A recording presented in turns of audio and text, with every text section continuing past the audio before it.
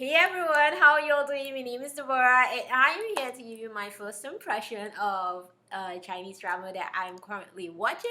So go ahead and grab your tea mugs and come along with me on this journey of T-drama.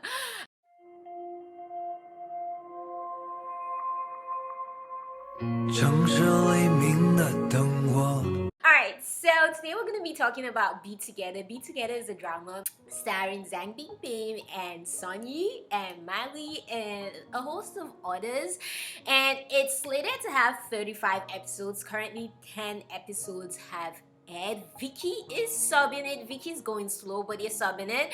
And by slow, I mean in terms of like releasing it, not in terms of the subs. It's going slow. However, if you have Waze membership on YouTube, then you can get all the episodes in advance, like faster than you get it on Viki. So that was what I went ahead and I did. I bought the membership because I got so into like the episodes. I needed to know what was gonna happen next. So I did go ahead and I got the membership. Let me give you a summary of this drama. Okay, so this is a female-centric drama and it basically tells the story of 4 friends, and one of them is basically our main female lead, Xiayan, who basically is this genius in the IT industry, and she basically is shown to be someone who works in this company that basically kind of takes advantage of her. And then she meets our main lead, Zhu Chengyi. Zhu Chengyi is the president of this highly successful IT company, and he keeps making this kind of like weird remarks to her that throws her off, makes her think he's a bad boy and might be interested in her, and he tries to get her to basically come into his company and come and work for him, which does end up happening. And she is in a long distance relationship with her boyfriend, and her boyfriend moves back to the city that she lives in, and it's basically a love story of how, or it's basically a story of how she ends up breaking up with her boyfriend and falling in love with Zhu Chengyi. I mean, there's more to the gist that I'm not gonna spoil for you here. However, that's kind of like a brief summary of her own story. So she's a like IT genius and stuff. And then next person is Xiao Lei. Xiao Lei is this girl who comes from a very traditional family. Her family just wants her to get married and have kids and just live a traditional wife, like normal traditional wife roles and stuff. And so she is getting married. We're introduced to her as someone who's getting married. However, this is not a spoiler because it happens in episode 1. We're introduced to her as someone who's getting married, but her fiance is her boyfriend, fiance, who she's engaged to, is basically cheating on her, and he ends up trying to get married to this girl he was cheating on her with on the day he was meant to get married to her. And so I said she's traditional, and that's just her story. She just wants to get married. That is her. Alright, and she has like the whole chaotic family that feeds off her money to take care of themselves and take care of the son, where it's a very patriarchal family. So that's Xiao Lei's story. Alright, so Han Shuang is this girl who basically comes from a wealthy home, and Han Shuang is also someone who is free-spirited, and you can consider her a playgirl, I guess, in terms of females. So she believes in like basically just having a good time in terms of like sexual relationship, no strings attached kind of girl. That's the type of person she is. However, in her heart of hearts, she does really want like something genuine. It's just she has seen so much trashy dudes out there amongst her friends and things like that, that she doesn't, it's hard for her to believe that true love exists until you prove it to her. So that's Han Shuang. But she's a go-getter who goes after what she wants. She's not scared to stand up for her friends. She's always fighting for her friends and standing up for her friends. So she's extremely loyal, and that's Han Shuang. And then the next person is Zhang Jie. Zhang Jie is Xiayan's cousin, and she's a doctor who puts career first. So her career is what's most important to her, and taking care of her sick mom.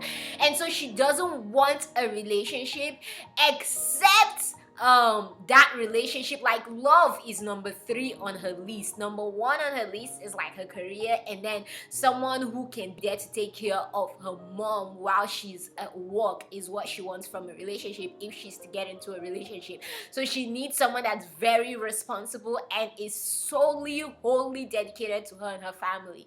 So that's Zhang Jie.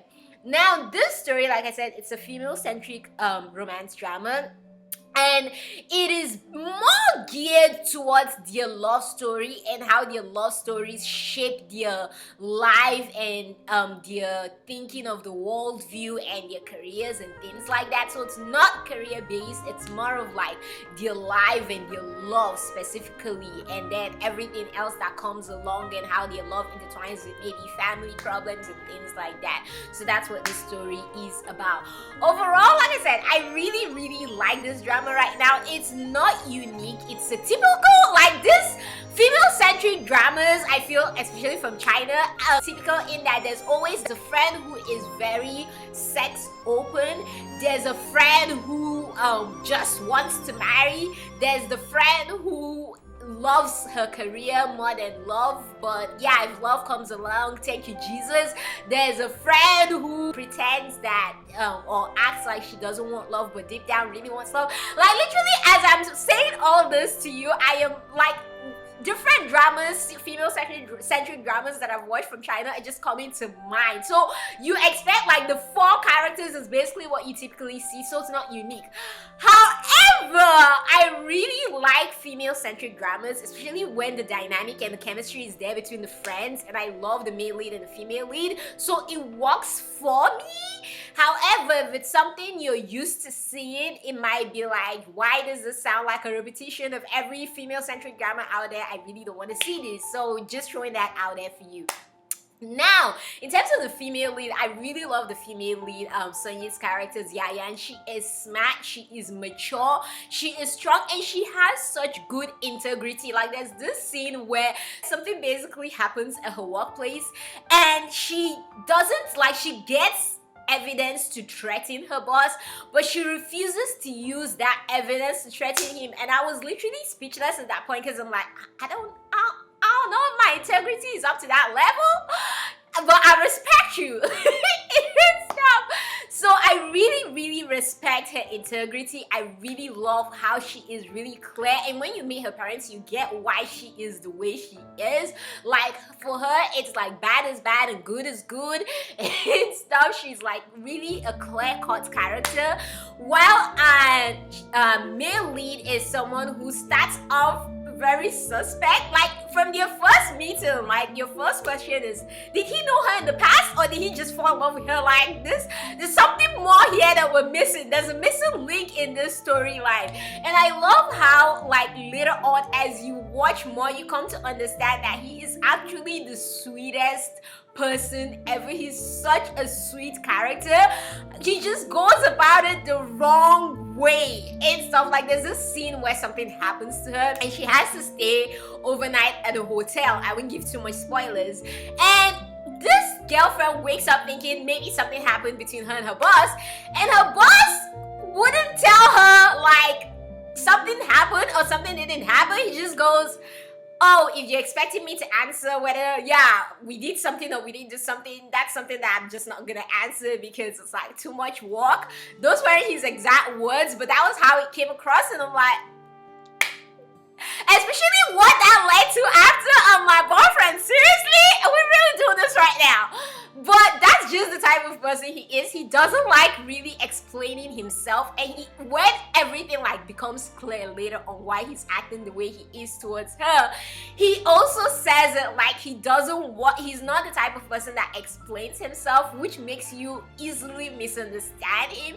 So I'm just throwing this out here now. He might look like a total slime ball or act like a total slime ball, but I promise you he isn't as bad as you think he is, which was just a joy to like find out and go along the journey with and stuff. And it's so funny because with all his sliminess and all, I just kept on saying, I believe in you. Like, you can't be this slimy, there is something more here. And then when we finally found out everything, I was like, I knew I was right to believe in you, bruh. But anyways, I really love our main lead, who's played by Zhang Binbin, and that's one reason why I really wanted to watch this show, because I absolutely love Zhang Binbin and I absolutely love Sunyi. So for both of them to be in a drama together as like love interest was just like perfection for me. Now, in terms of their chemistry, they have chemistry in terms of possibility, like the possibility of what can be when they come together. However, right now I'm not getting any sexual like chemistry from them as such. However, like I said, what I am getting from them is the possibility of what is to happen, like what is to come. It makes you, they have a chemistry that makes you look forward to what is to come. Right now, no sexual chemistry, but I really love their vibes, and I'm really looking forward to like the growing of their relationship and them just becoming really tight and trusting each other and being there for each other and then falling in love. Like, it's just something beautiful that I can't wait to behold. So that's something I'm really loving about our male lead and our female lead. The focus is on the female friendships and their relationships, like I said. So it's good for fans of dramas like Ode to Joy and stuff, where it's focused on the females' friendships and then their relationships and their work and their family comes in after. And if you're thinking of Ode to Joy and remembering the character traits that I kind of explained to you of the 4 characters, like the character stories of the 4 characters, then you can see what I'm talking about in terms of like the similarities with many female-centric dramas. However, yeah, if you did like dramas like Ode to Joy and stuff, you would definitely enjoy this drama. So there's that. Something else I really love about this drama right now is the pacing of the revelations. Like when her boyfriend comes back and stuff, something happens between them, and I really like how the drama did not drag the whole storyline with her boyfriend and just reveal things really fast. Like, he finds out one thing, she finds out another thing, literally the same episode and the episode after. Like, everything just gets like really taken care of in a timely manner, so things are not dragged. Like, there's this scene where the boyfriend does something to Zion, our female lead, and I was so mad. If you follow me on Twitter, like, my thread expresses my frustration when I was watching that scene, but I still wanted to continue it so I could go on. Like, when in future she gets with our male lead, I don't feel an atom of sympathy for us. The male lead, her boyfriend. That's something I really love about this drama, how they do not drag things are revealed really fast, so the pacing is really good and stuff. So when you get to the scene I'm talking about with the boyfriend, don't worry, be patient, it all gets solved like really quickly. So patience, it's not dragged, and that's something I really appreciate, because if they had dragged it, I don't think I would have loved this drama as much as I do at this moment. So that's something else I wanted to throw out there. Also, I really like that the love lines are clearly defined. Like, right from the start, you can tell, okay, this person's gonna be with this person, that person. Now, we did have some suspicions, or I did have some suspicions about, like, okay, maybe her ex-boyfriend is gonna get together with this friend of hers, but now you can tell that that is just not gonna happen and stuff, because of how clearly defined the love lines become, like, by episode 10. Then you're like, okay, so this person and that person and that person, okay, makes sense, I get it now. So I really do like that about this drama, the clearly defined love lines. Something else about this drama just watch out for is that this drama does have the typical parents who get into their kids' lives and get involved in their kids' situation. However, for at least Yayan's situation, I really like how her parents told her their opinions about her life, like, hey, we want you to come back to town with us, and this is what we think, this is our opinion. However, ultimately it is your life and your decision. So what do you want to decide? Like, what is your opinion on our thoughts? So I really like how, at least in this drama, Ziyan's parents respected her. Like, they gave their opinions. This is what we would actually prefer, we think is best for you, but at the end of the day, it's your life. What choice do you want to make for your life? And come on and tell us your opinions, and let's argue it and then see which decision is truly better. So I really like that. I mean, later on we might get even worse parents who don't listen to like their kids and all, but right now I like that difference in terms of parents who give their opinions but are open to the feedback of their kids. So that's something I really like about this drama right now. What I dislike right now about this drama is that it has the typical second female lead who's a co-worker of the male lead and works in the company of the male lead and is just out to ruin our female lead and never confess her love to the male lead. Like that typical storyline in female-centric work-related dramas is just here, and I wish they hadn't done that. Like, you could have done something else, but well, it is what it is. It's all I have to say. So that's something you should just expect. There's gonna be a second female lead that's just annoying for being annoying sake, so there's that. Something else also I really don't like is the typical brother who is useless and is basically living off his sister. Is in this, I think the slight difference is her brother does get a job, but he gets the job because of his sister, and he's still kind of useless and stuff. So I just hope it doesn't become one of those really annoying stories where the brother is just a pain in the neck of his sister and just ruin things for our characters. So I really hope that isn't the case, but I can see that that's gonna happen. So if those are the kind of dramas you don't want to watch, maybe stay off this drama. But so far it's not that annoying like setting Korean dramas with such kind of brothers and stuff, or even C-dramas. So far it hasn't gotten to that point. You see he's annoying, but her friends stand up to him so much that it kind of pushes that down a little, so you're not mad. That's, I think, one reason why I like the character Han Shuang. Han Shuang is a character who is basically like that friend who is extremely quick-tempered, and I know a lot of people dislike her for that, but I like that she spends a day to think about her actions. After she basically flips on you,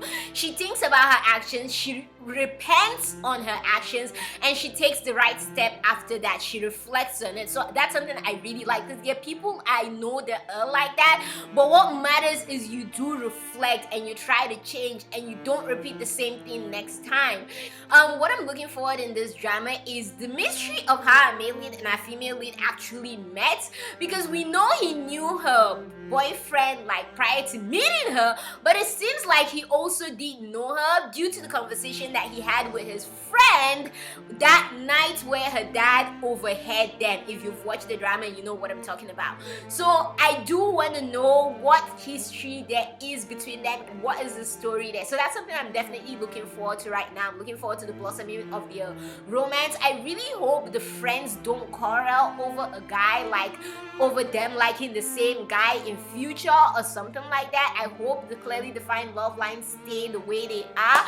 But right now I really love the sistermans, how they really have each other's backs, the friends, and they're there for each other and they respect each other, even though sometimes like characters like Xiao Lei tries to put her beliefs on others, in terms of like she's such a huge believer in love that when something happens between our female lead and her boyfriend, she gets mad at our female lead and trying to put her beliefs and like attitude towards life on the female lead, and tries to force our female lead to stay with her boyfriend because she loves them together.